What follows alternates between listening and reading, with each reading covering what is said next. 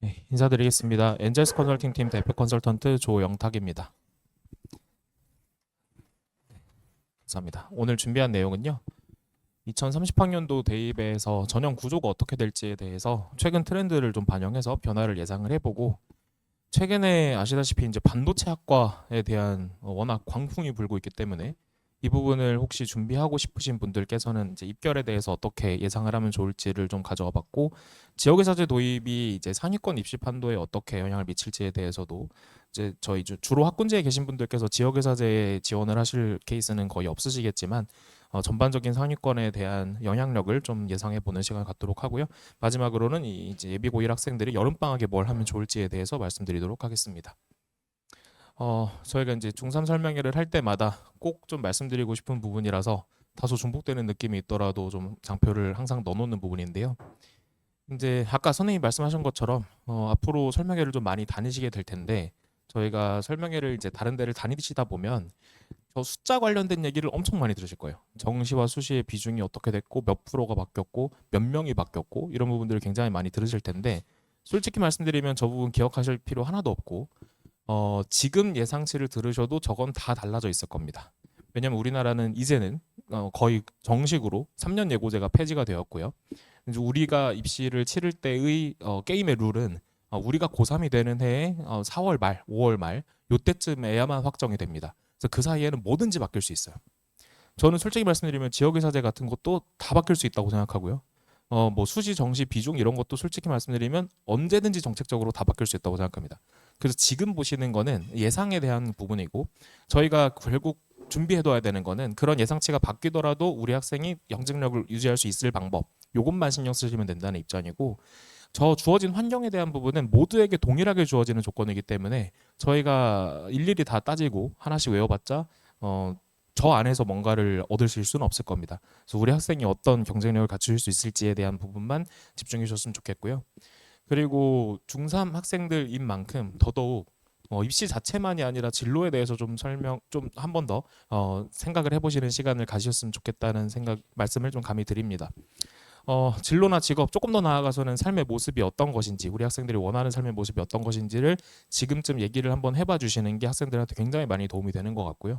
저희가 고3 학생들을 상담을 하다 보면 이제서야 자기가 원하던 진로가 이게 아니었다 뭐 이런 얘기를 하는 경우들도 있고, 아직 내가 뭘 하고 싶은지를 모르겠다라는 친구들도 많이 있습니다. 물론 고3도 늦은 시간은 아니지만 그때 고민을 하기 시작하면 입시가 좀 꼬이기는 하죠. 이 삶에는 뭐 별로 지장이 없지만, 그래서 그런 부분들을 저희가 좀 현장에서 만나다 보니까 어머님들께 지금 시작하는 단계에서 한 번 더 학생들과 얘기를 나눠보셨으면 좋겠다는 말씀을 드리고 시작하겠습니다. 지금 아마 가장 고민되시는 부분은 이제 고등학교를 어디로 진학하실 건지에 대한 부분일 것 같아요.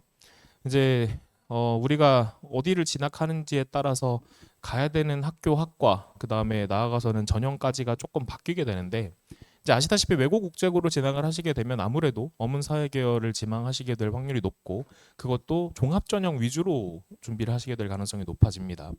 뭐 연과고는 마찬가지로 이공 계열을 지망하시게 될 가능성이 높고 종합 전형 중심으로 여전히 이제 좀 길이 좀 좁혀지죠.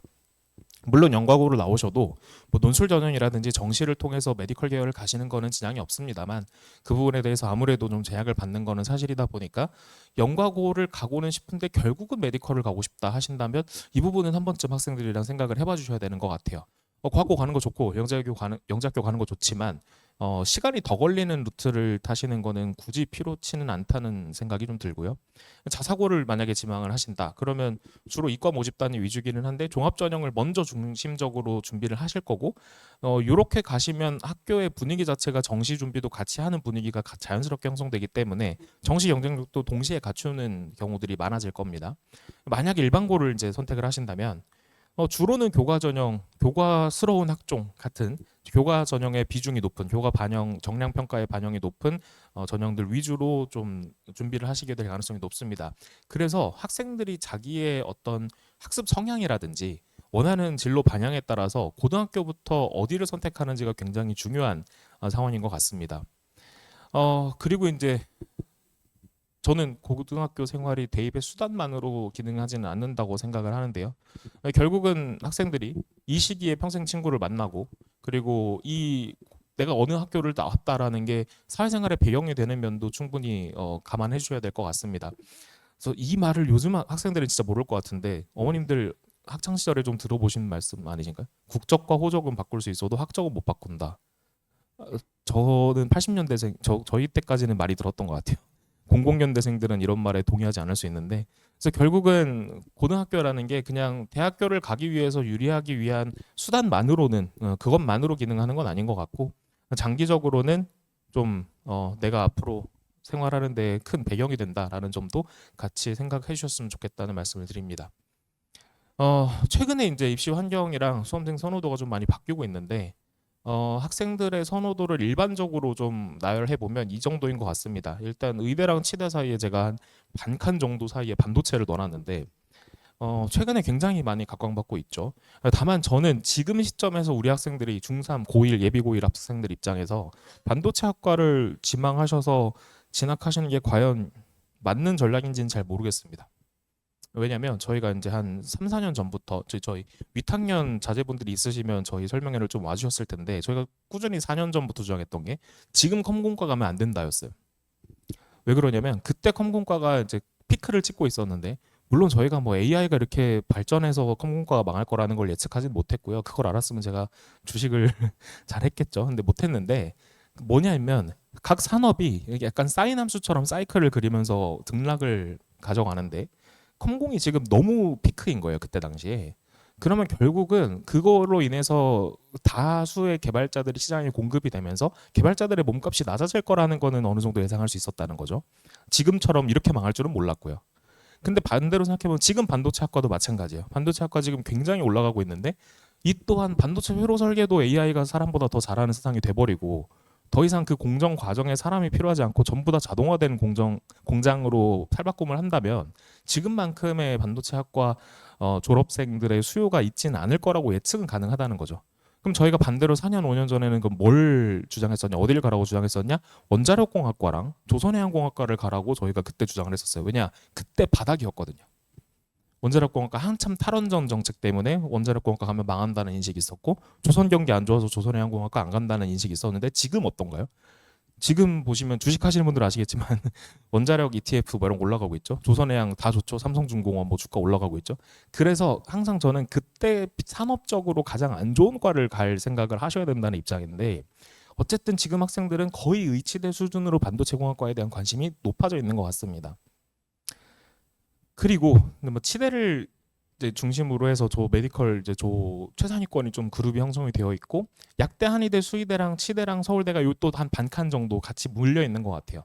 그래서 이제 돌아다니는 입결표 같은 거를 보시면 약대 끝선이랑 이제 서울대랑 좀 맞물려 있는 경우들이 있고 여기서 이제 수의대 같은 경우는 학생들이 일반적으로 다 같이 선호하진 않기 때문에 약간 논외로 한다면 의치 약한 사이에 반도체가 끼어들었고 의치 약한을 살짝 못 미치는 점수대가 서울대의 끝선이다라고 보시면 일반적으로 맞을 것 같습니다.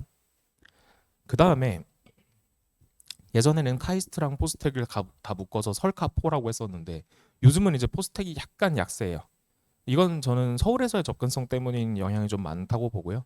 요즘은 서울대, 카이스트, 연세대를 묶어서 최상위권 공대 그룹이라고 보시면 될 것 같고 그 다음에 고려대, 포스텍 중에 둘 다 붙으면 고려대를 가는 정도의 학생들의 선호도가 일반화되어 있는 것 같습니다. 그리고 이제 뭐 과기원 계열들이 그 다음에 따라 붙어 있고요. 성균관대랑 한양대는 진짜 학생들마다 그냥 선호가다가 다른 것 같아요.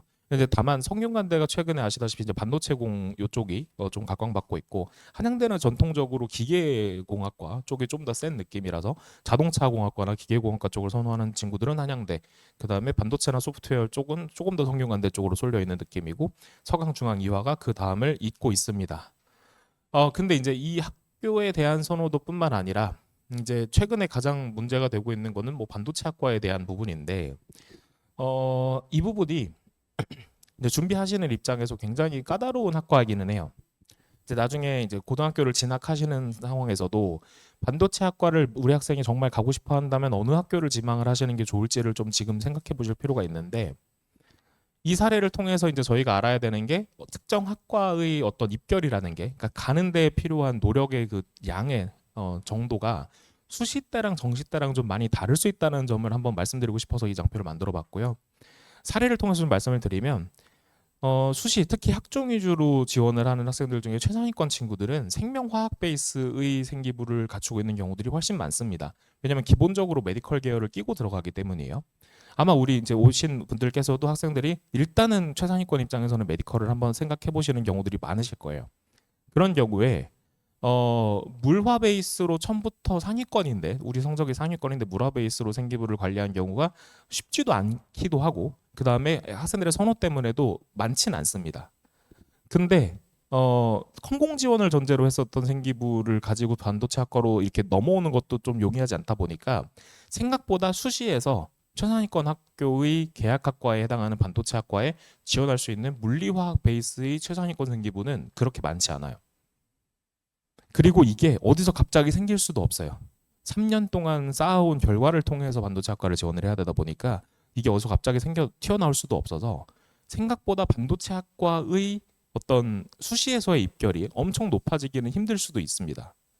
반면에 생명공학과 같은 학과는 정시에서는 인기가 별로 없는데 수시에서는 굉장히 높은 과로 인식이 되거든요. 왜냐하면 지방 의대까지를 쓰면서 서울대나 연고대를 쓸 때에는 생명공학과, 생명과학과 계열들을 많이 써놓기 때문이에요. 그럼 이제 반대로는 반도체 학과는 어떻게 될 것 같냐? 정시에서는 학생들이 자기가 뭘 선택했는지랑 별로 상관없이 쓸 수 있으니까 반도체 학과를 정시에서 성적을 높게 받은 친구들이 그냥 막 쓸 수 있어요. 여기는 성적이 올라가고 수시에서는 생각보다는 그렇게 많은 학생들이 지원 자체를 못하기 때문에 수시 입결이 이 지금 반도체 학과의 인기의 광풍에 힘입어서 비례해서 늘어날 수는 없다는 거죠. 올라갈 수는 없다. 그렇기 때문에 뭐 저는 반도체 학과를 지금 가시는 게 조금 위험한 선택일 수 있다는 입장이긴 하지만 우리 학생들의 꿈이 이쪽이라면 수시로 쓰는 게 훨씬 더 가성비가 좋다라는 생각으로 처음부터 조금 어렵더라도 물리화학 베이스의 생기부를 꾸며보시는 게 유리하고 그렇기에 유리한 학교를 진학시켜줘야 된다라는 거예요. 좀 조금 논리가 많이 복잡하죠. 이제 학생들이 물화 베이스로 생기부를 꾸미는 것 자체가 어렵다. 그렇기 때문에 반도체 학과가 수시에서 입결이 계속 상승할 수는 없다. 그렇다면 우리 학생이 진학을 해서 요걸 준비하기에 좋은 학과를 보내시는 게 맞다. 학교를 보내시는 게 맞다. 고등학교를. 이렇게 되는 내용입니다. 근데 이제 이게 생명공학과랑 이런 사례를 통해서 제가 설명을 드렸지만 결국 그냥 하나 핵심은 학생들이 그냥 자기가 들고 있는 점수만 들고서 지원할 수 있는 정시에서와 그게 아니라 내가 3년 동안 노력을 해야만 지원할 수 있는 수시에서는 그 둘 사이의 입결에서의 디커플링이 많이 생길 수 있다. 요것만 기억을 해주시면 이제 나중에 입시를 치르시는 데 도움이 좀 되실 것 같고요. 그 다음에 이제 또 우리 2030 학번들을 기다리고 있는 소재 중에 하나가 지역의사제 도입인데 사실 이 부분은 서울 수도권 혹은 뭐 각 학군지에 계시는 분들 입장에서는 약간 열받는 제도일 수 있습니다. 왜 우리 학생한테는 기회가 없냐 이렇게 생각하실 수 있는데 결론부터 먼저 말씀을 드리면 지역의사제 도입 자체는 상위권 입시에는 뭐 악재라고 볼 수는 없습니다. 어쨌든 호재고요. 그 이유는 일단 27학년도 확정된 수시 그 기준으로는 최상위권 350명 정도의 자리가 새로 생기는 게 이 지역의사제에서 수시에서의 이제 영향력인데 정시에서는 한 150명 정도를 선발을 하게 되고요. 이렇게 되면 뭐가 되느냐? 그 지역의사제로 뽑는 그 권역 내에서 수시 전형에서의 경쟁이 조금 완화됩니다. 아무래도 해당 지역 내에 의대를 갈 수 있을 만큼의 성적을 갖추고 있는 친구들은 한정되어 있는데 거기에 추가로 들어갈 수 있는 자릿수가 늘어난 거기 때문에 해당 권역별로 메디컬 수시 전형의 경쟁이 완화되는 것은 당연한 효과고요. 결국은 이 합격자들이 이 지역의사제로만 의대를 쓰는 게 아니고 지역 인재도 있고 기존에 있던 지역 인재도 있고 그냥 일반 전형도 있기 때문에 이 부분들을 전부 다 섞어서 지원을 하고 그 중에서 결국 하나만 등록을 할 수 있게 되죠. 그래서 이 친구들이 등록을 어디를 하느냐에 따라서 그 동네에서 뽑던 교과 위주 전형의 커트라인은 당연히 소폭 하락할 수밖에 없습니다. 이제 권역별 인원수가 많지는 않기 때문에 막 이것 때문에 엄청나게 입결이 내려간다는 뜻은 아니고요. 여기까지 일단 이해가 되셨다면 그 다음에 나비 효과를 좀 보셔야 되는데 우리는 역사에서 뭘 한번 본 적이 있냐면 25학년도에 아시다시피 이제 의대 1,500명 증원이라는 대규모 증원이 한번 있었죠. 그때 어떤 일이 있었냐면 지역 수험생들이 해당 권역에서 자기가 확실하게 의대 하나를 확보했다는 확신이 들고 나면 남은 수시 지원 카드를 수도권으로 집중 투자했어요. 역시 우리나라 학생들, 학부모님들, 뭐 모든 주식 투자자들 우리나라는 다 집중 투자를 하잖아요.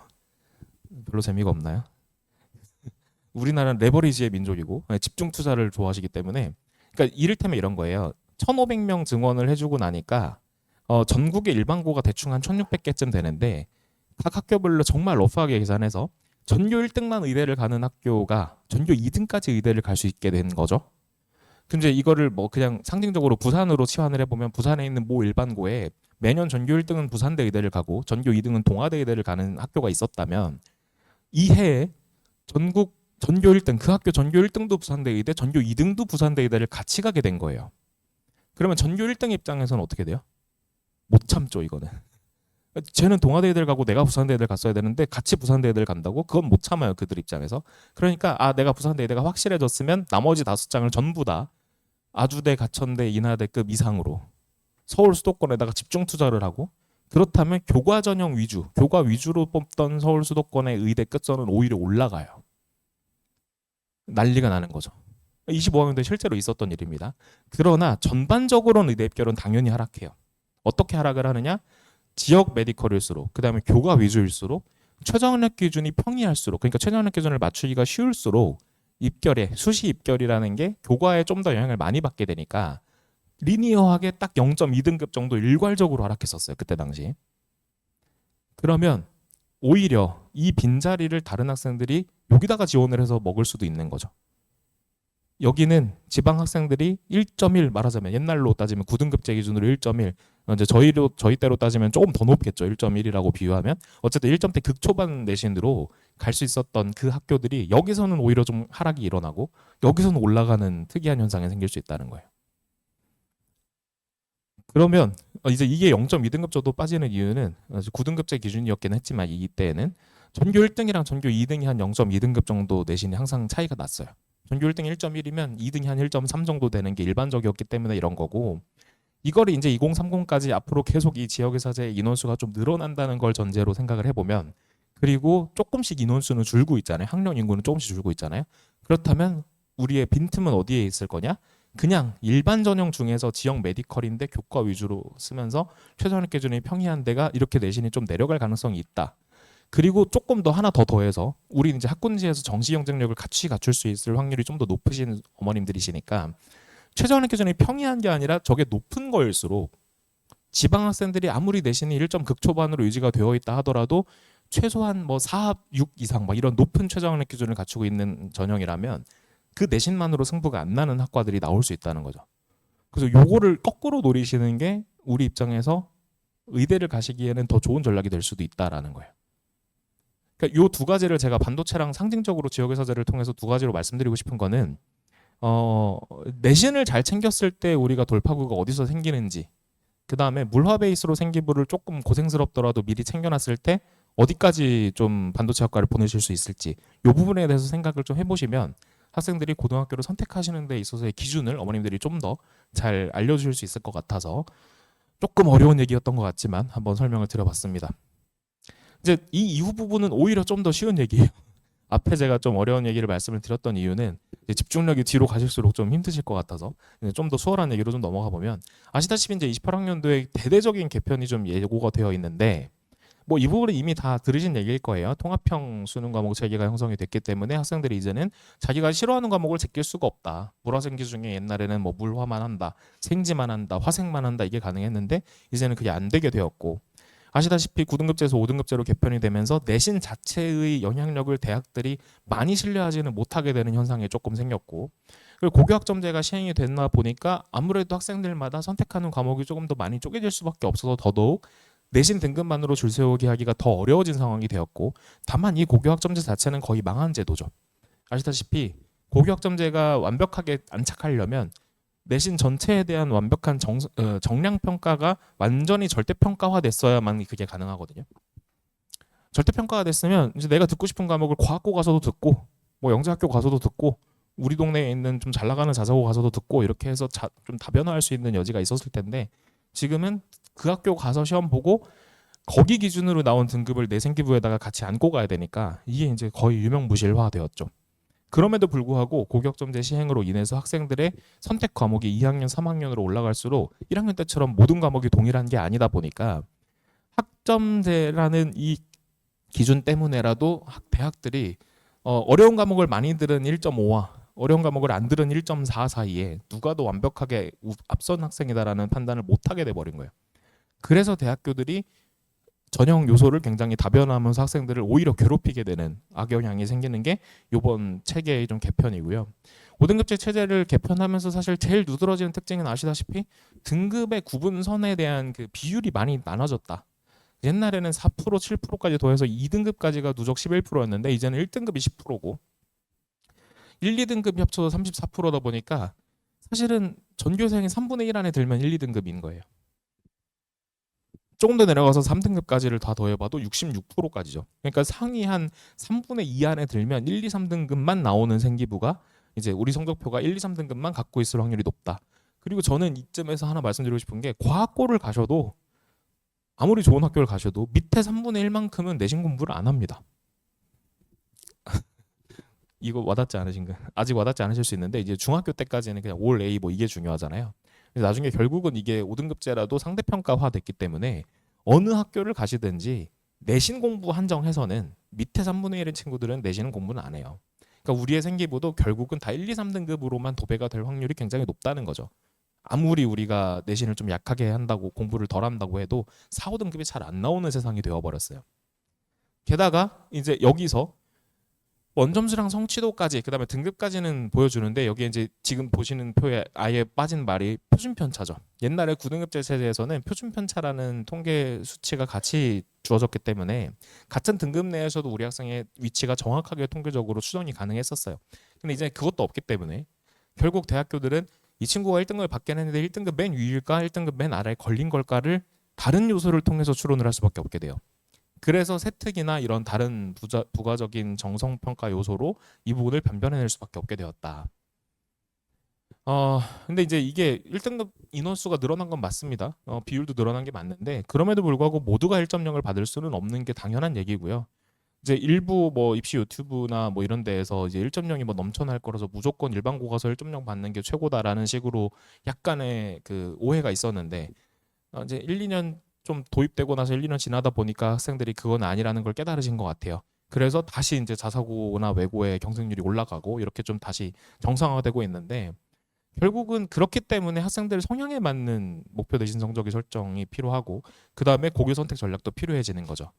하나하나 모든 세밀한 내용들을 외워서 시험을 잘 보는 학생들이 있다면 당연히 일반고 가서 1.0 찍고 쉽게 교과 전형으로 가는 게 왕도일 수 있고 그게 아니라면 어차피 우리 학생들이 실수도 좀 많이 하고 차라리 큰 시험은 좀 잘 보는데 작은 그런 챙기는 거에 좀 약점이 있는 학생이라면 그게 아니어도 되는 학교를 보내시면 되는 거고 저는 이 부분이 어떤 이제 10%가 됐으니까 내신이 중요해져서 일반고를 가야 된다라는 공식으로 규율되는 건 절대 아니라는 입장입니다.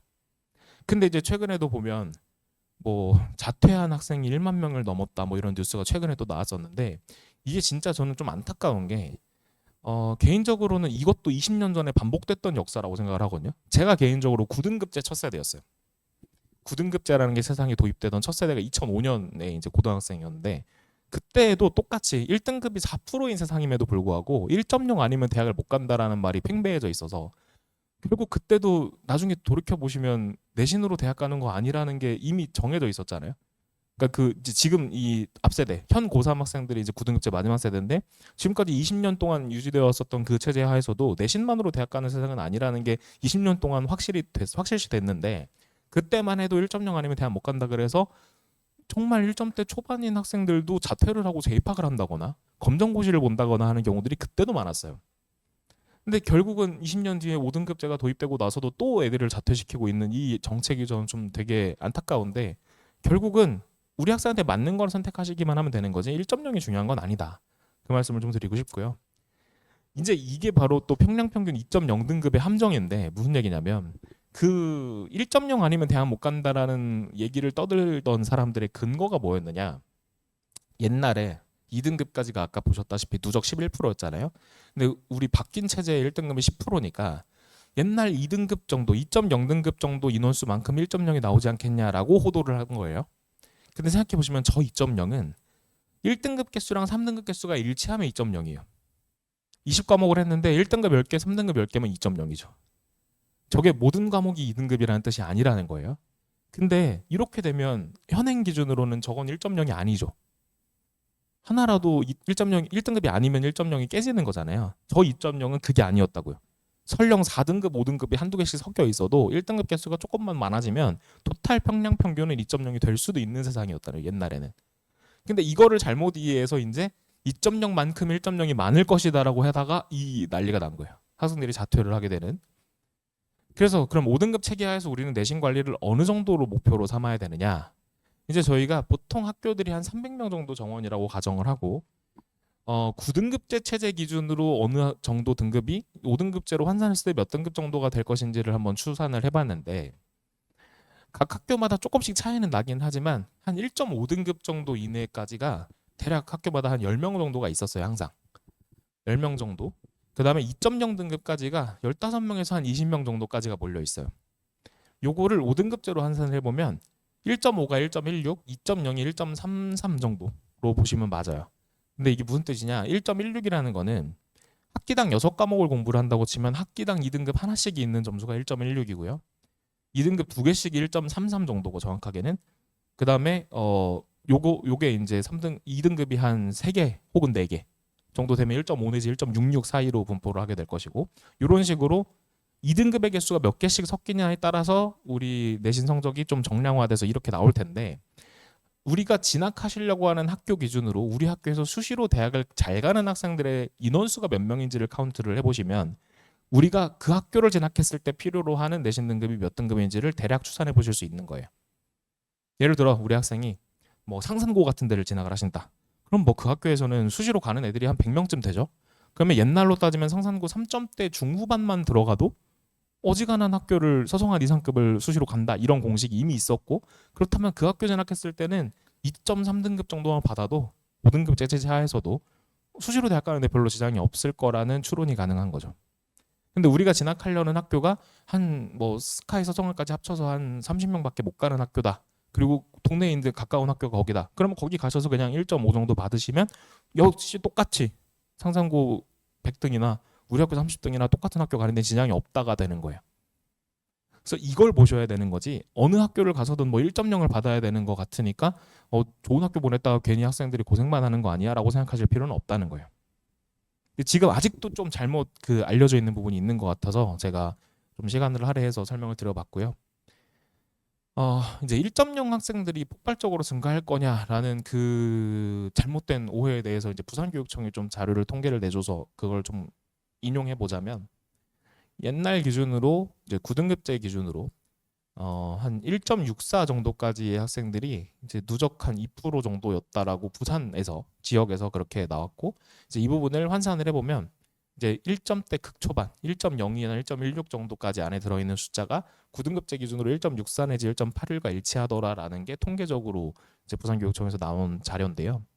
이거를 비유를 하자면 이게 이제 한양대의 교과 전형 그다음에 경희대의 교과 전형 정도 그러니까 서울 상위권 한 10개 대학 이내의 학교들 중에서 교과 반영비가 높은 학교들의 내신 컷 그러니까 학종이 아닌 교과만으로 대학을 가는데 필요한 점수가 1.6 내지 1.8 정도가 옛날부터 형성이 좀 꾸준히 되어 왔었습니다.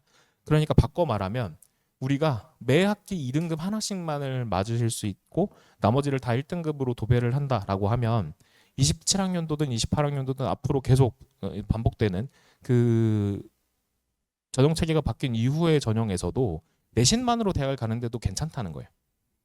그래서 요 정도 경쟁이 괜찮다. 나는 2등급 하나 정도면 충분히 여유가 있다라고 생각을 하시는 학생이 만약에 계신다면 그냥 편하게 가까운 데 일반고로 가셔서 2등급 하나 정도로 막아놓고 저거로 교과로 가버리고 끝내면 돼요. 이것도 하나의 전략이 될 수 있다는 거죠. 그래서 저는 그 학생들마다 진짜로 고교 선택 전략이 다 달라야 된다고 보는 입장입니다. 이거를 일괄적으로 어디가 더 유리하다더라라고 하신다면 그거는 설명하시는 분이 좀 잘못 설명하는 거라고 생각을 하고요. 아까 말씀드렸듯이 1점대 극초반 정도면 아무리 9등급제건 5등급제건 상관없이 교과 성적만으로도 대학을 갈 수 있는 상황이고요. 다만 이제 그거보다 조금 더 최상위권으로 목표로 한다면 내신 성적만으로만 해결을 하지는 못한다는 거죠. 대학에서 더 이상 이 내신을 옛날처럼 뭐 신의 등급이라고 보진 않는다는 거예요. 옛날엔 1.0 몇이다. 그럼 뭐 어제 이거는 거의 신급으로 잘했다 이렇게 하는데 이제는 신급은 아니다. 사람 중에 제일 잘했나 보다. 이 정도로 보기 때문에 거기서 추가로 수능 최저학력 기준이라든지 생기부의 관리 상태라든지 아니면 면접이나 논술 같은 대학별 고사 등 학교들이 각자 자기 학교마다 강점으로 내세우고 있는 어떤 그 전형 요소들을 추가로 좀 갖추셔야만 최종 지원 시에 우리가 운신의 폭이 좀 넓어진다. 이렇게 보시면 될 것 같습니다. 이제 2028학년도 이후에 학교별 입시 변화에 대해서 좀 짧게만 말씀을 드리면요.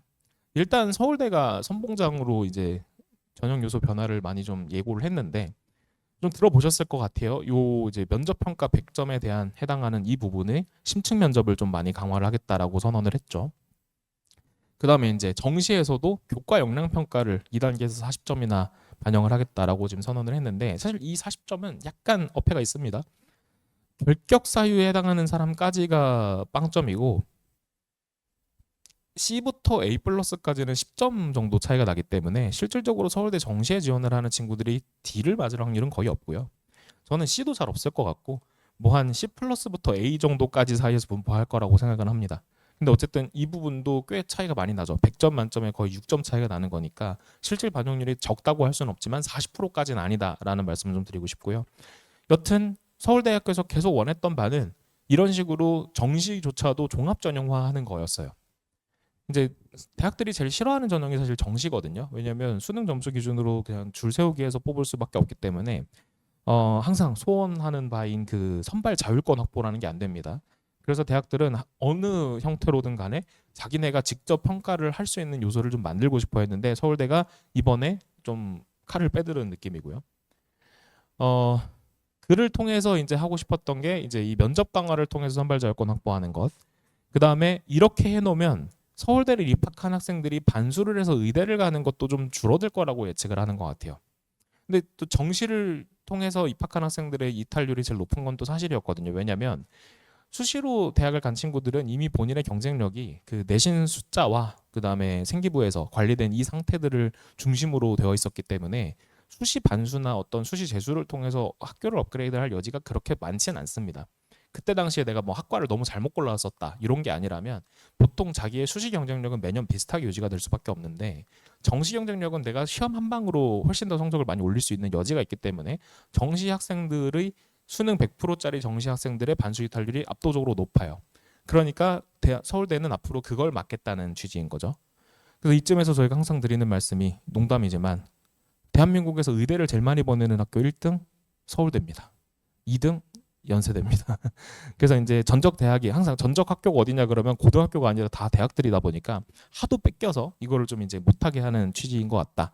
그래서 이런 트렌드들도 학생들이 조금 고입 전에 이제 감안을 하셔서 좀 전략을 짜셨으면 좋겠다는 말씀을 드리고 싶었고요. 그 다음에 이제 앞에 부분까지는 사실 어머님들께서 좀 같이 연구를 많이 해주셔야 되는 부분이고 지금부터는 우리 학생들이 뭘 해와야 되는지를 조금 말씀을 드려보면 좀 농담이지만 예비고1의 여름방학은 첫째도 수학, 둘째도 수학, 셋째도 수학이라고 생각합니다. 왜 그러냐면 물론 기타 과목 다 중요한데 장기 기억으로 남기기에는 여름방학에 공부를 해놓은 게 장기 기억으로 남진 않아요, 솔직히. 그리고 아마 지금 공부하기 싫어서 지금 온몸을 비틀고 있을 거예요, 그죠? 이번 기말고사 딱 끝나고 나면 중3 학생들은 지금부터 한 6개월간 장기 휴가를 넣는 느낌이에요. 아무것도 안 할 겁니다. 학교에서도 아무것도 안 할 겁니다.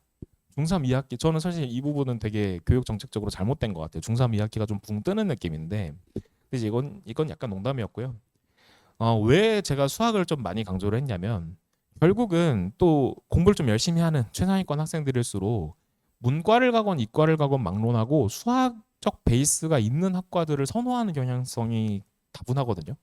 이를테면 문과로 치면 경영, 경제, 통계 같은 약간 이게 문과인지 이과인지 헷갈리는 정도의 이 학교들을 좀 좋아하는 경향이 있고 그다음에 이과 학생들은 당연히 어느 학과를 가든지 수학이 베이스가 되는 그 경쟁력이 필요한 학과들을 지망을 하다 보니까 첫 학기 내신 성적이 앞으로 내신을 열심히 챙기겠다는 의지를 좌우한다라는 걸 감안했을 때 그 중심은 결국은 수학이 잡고 있어요. 수학 내신이 1학년 1학기 때부터 1등급을 유지를 해주면 다른 과목들이 약간 부침이 있더라도 수학을 중심으로 이 학생의 경쟁력을 유지할 수는 있습니다. 근데 결국은 그 수학 내신을 등급을 확보해주는 거는 뭐냐? 수학 내신 시험이 암기 과목임을 받아들이는 데에서 와요. 이 부분이 이제 학생들이 요게 되는 친구들은 1등급, 요게 안 되는 친구들은 2등급인데 무슨 말씀이냐면 나중에 아시겠지만 모의고사는 30문항을 100분 안에 풀기 때문에 어떤 면에서는 시간은 좀 여유가 있어요. 근데 우리의 내신 시험은 지금도 그렇지만 20개에서 25개 사이 정도의 시험 문제를 50분 안에 풀으라 그래요. 마킹까지 그 시간 안에 다 해야 돼요. 그러면 한 문제당 거의 쉬운 건 1분, 어려운 것도 2분 30초나 3분 정도 안에 다 끝내야 되는데 이렇게 풀으려면 전부 다 거의 내용이 외워져 있어야만 기계적으로 풀 수 있지. 내가 시험지를 받고 이 문제를 어떻게 푸는 거지를 고민을 하기 시작하는 순간 시간이 모자라져요. 그래서 학생들이 시간 모자라서 못 풀었는데 집에 와서 풀어보니까 풀려요 이러면서 억울해하게 되거든요.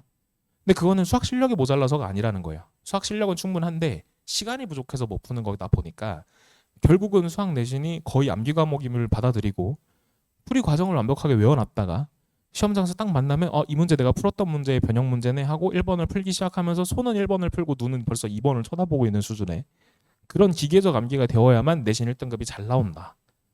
그러려면 중3 여름방학 때부터 선행이 어느 정도는 되어 있어야 되죠. 이게 익숙해졌던 거를 시즌 중에 소위 말하는 시즌 중이라 하면 이제 우리가 입학하셔서 4월 말 5월 초에 중간고사를 보시게 된다면 한 3월 셋째 주부터는 이제 중간고사 시즌 중이라고 보셔야 되거든요. 그때 다시 공부를 해서 옛날에 했던 걸 다시 공부를 해서 암기를 하는 거는 가능한데 그때 그 진도를 처음 보고 있으면 뭐 숙지 정도는 어느 정도는 알게 되더라도 완전한 암기는 되지 않은 상태로 시험을 보게 되고 결국은 시간만 더 있었으면 내가 풀 수 있었는데라는 한탄을 하게 돼요. 그래서 그 부분을 지금부터 학생들한테 좀 주입을 해주셨으면 좋겠어요. 네가 수학을 못하는 게 아니라 이건 외워야만 잘 풀 수 있는 시험이라고 하더라 라고 좀 해주셨으면 좋겠고 그 다음에 이제 통사 통과는 지금 이것도 또 마찬가지예요. 지금 한번 초벌로 다 해놓고 시즌 중에 그 부분만 다시 외우는 걸로 가셔야 돼요. 이건 왜 그러냐면 통사 통과가 1학년 때 있잖아요. 집중적으로. 그게 이게 나중에 수능용 과목으로도 연계가 되는데 지금은 와닿지 않으시겠지만 우리가 내신 1등급을 받을 수 있는 기회라고 했을 때 사회계열이나 과학계열 중에서 1학년 통사 통과가 제일 쉽습니다. 2학년, 3학년으로 올라갈수록 아까 말씀드렸던 고교 학점제의 도입 같은 것 때문에라도 인원수가 쪼개져서 1등급 인원수가 너무 적어요. 10%가 되었음에도 불구하고 왜 똑같이 10%인데 왜 어렵다고 하느냐라고 말씀하신다면 전교생 300명이 같이 봐서 30등 안에 들면 1등급이 나오는 과목이랑 30명짜리에서 3등 안에 들어야만 1등급이 나오는 과목은 난도가 완전 다른 거죠. 똑같은 10%여도. 그렇기 때문에 이 통사 통과를 1학년 때 좀 1등급을 받아놓고 과목이 쪼개진 다음에는 2등급 하나씩 뜰 수 있다라는 생각으로 덤비셔야만 학생들이 스트레스를 덜 받고요. 1학년 때 통사 통과를 이미 2등급이나 3등급을 받고 나서 2학년, 3학년에 올라가면서 1등급을 받아서 올리겠다라고 생각을 하신다면 비유하자면 축구 전반전에 5골 내주고 후반전에 6골 넣어서 이기겠다라는 전략이랑 똑같아요. 너무 힘들어 보이죠. 그래서 항상 앞에서 좀 잘해놓고 뒤에서 깎아먹을 생각으로 가는 게 훨씬 편하다. 그래서 1학년 때 통사 통과 사실은 1학년 때는 전 과목 거의 1등급을 목표로 도전을 해야만 2학년, 3학년 때 깎이는 거 감안해서 아까 보셨던 장표에서처럼 뭐 우리 학교의 레벨에 따라서 1.3, 1.6, 뭐 1.9, 뭐 2.0 이렇게를 내가 나중에 맞춰서 힘 빼가면서 맞춰가면서 수시 경쟁률 확보를 하시는 게 훨씬 더 중요하기 때문에 이 부분도 지금 완벽하게 암기를 하라는 뜻은 아니고요. 초벌로 해놓고 내가 나중에 생각하면 내가 봤던 거를 외우는 거랑 그게 아닌 거랑은 다르다. 이렇게 좀 접근을 해주셨으면 좋겠고요. 그 다음에 이제 학생들한테 제가 이거는 정말 F스럽게 주관적인 느낌으로 좀 말씀을 드리면 내가 중간기말을 2번 다 잘 봤다 싶으면 1등급이 나올 확률이 높고요. 10%이기 때문에 한 번만 잘 보면 2등급이 나올 확률이 좀 있습니다. 그러니까 2번 다 정말 그냥 느낌적인 느낌으로 2번 다 내가 만족스럽게 잘 봤다 정도의 느낌의 시험을 보실 수 있게끔 해주셔야 돼요. 근데 이것 또한 만약에 한 번을 못 보려면 기말을 못 보는 게 나아요. 중간을 완벽하게 잘 봐놓고 뒤에 기말에서 힘을 조절해가면서 맞추는 게 쉽지 중간을 망쳐놓은 상태에서는 의지도 떨어지기 때문에 기말을 잘 봐서 역전하겠다가 쉽지 않거든요. 그래서 항상 모든 학기에 중간고사를 완벽하게 잘 보는 상태에서 혹시 그렇게 열심히 했는데도 불구하고 이제 조금 못 본 과목이 있다면 그 과목의 기말고사에 시간을 많이 쓸 수 있고 나머지에서는 약간 힘 빼서 전체 총량을 노력의 총량을 맞춰줄 수 있도록 좀 연습을 시키시는 게 좋을 것 같고요. 2번 다 못 보면 이제 그때 3등급 이하가 나온다. 바꿔서 얘기하면 중간 못 봤다고 해서 열받을 필요는 없다는 거죠. 기말만 조금 잘 선방해도 2등급까지는 34%니까 가능하다. 옛날에는 안 되는 거였는데 이제 5등급제이기 때문에 학생들의 그런 내신에 대한 기대치도 조금 바뀌어야 된다라는 말씀을 좀 드리고 싶습니다. 그래서 학생들이 이제 중3 아까 말씀드렸듯이 이번 학기까지 올 A 받고 나면 뭐 고입 전략에 대해서는 이제 문제가 없으시니까 2학기 때 아마 이제 팽팽 놀고 싶어 할 거예요. 그때 중학교 3학년 2학기 내신을 잘 봐라 이게 아니라 앞으로 고등학교 가서 어떤 공부를 해야 될지에 대해서 선행을 좀 해야 된다는 얘기를 좀 해주셨으면 좋겠고요. 이제 마지막으로 좀 정리를 해보면 아까도 계속 말씀드렸듯이 결국은 학생의 개인별 성향에 맞게끔 학교를 선택해 주시는 게 되게 중요해진 세상이 됐습니다. 학교별로 내신의 경쟁 강도도 다를 것이고 그 다음에 학교별로 우리가 그 학교를 진학을 했을 때 맞아야 되는 등수도 달라지기 때문에 성향에 맞는 고등학교 선택을 좀 같이 고민해 주셔야 되는 게 제일 중요한 것 같고요. 내신 등급만으로 수시 경쟁력이 갖춰지는 것은 아닙니다만 어쨌든 최소한의 내신 등급을 학교별로 갖춰놔야만 운신의 폭이 넓어진다라는 말씀 다시 한번 드리고 싶고요. 이건 좀 나중 얘기지만 입시는 결국은 조합으로 승부하는 싸움이지 모든 걸 다 붙어야 될 필요는 없어요. 나중에 이제 수시는 6장, 정시는 3장을 지원을 하시게 될 텐데 수시 6승을 해도 결국은 합격은 하나만 고르실 수 있고요. 정시도 3승 해보셔도 결국은 하나만 골라서 갈 수 있습니다. 그렇기 때문에 모든 전형에 대해서 모든 학교에 대해서 합격을 해야겠다라는 목표로 달리시기보다는 약간 아슬아슬하게라도 추합만 되면 된다라는 전략으로 가시는 게 더 맞다. 이거는 진짜 고3쯤 되시면 아마 와닿으실 것 같고요. 마지막으로는 지금이 아니면 결국은 고교 선택을 다시 할 수 없다라는 점을 학생들과 꼭 좀 얘기해 주셨으면 좋겠습니다. 후회된다고 재입학할 수는 없잖아요. 결국 1년이 늦어지는 거기 때문에 그 부분은 안 되고 나중에 이제 우리 학생들 지금 공부하기 싫으니까 막 이제 어머님들께서는 자사고나 특목고나 이런 데 좀 보내보고 싶으시겠지만 뭐 특목은 아니더라도 외고 정도까지 외고도 특목고긴 하지만 이제 조금 분류를 다르게 보면 과학고 영재교를 제외하고 나면 지금부터 준비하셔서도 갈 수 있는 좋은 학교들이 좀 있잖아요. 근데 학생들이 아마 하기 싫어서 그냥 대충 일반고 갈래요 이렇게 할 수도 있어요.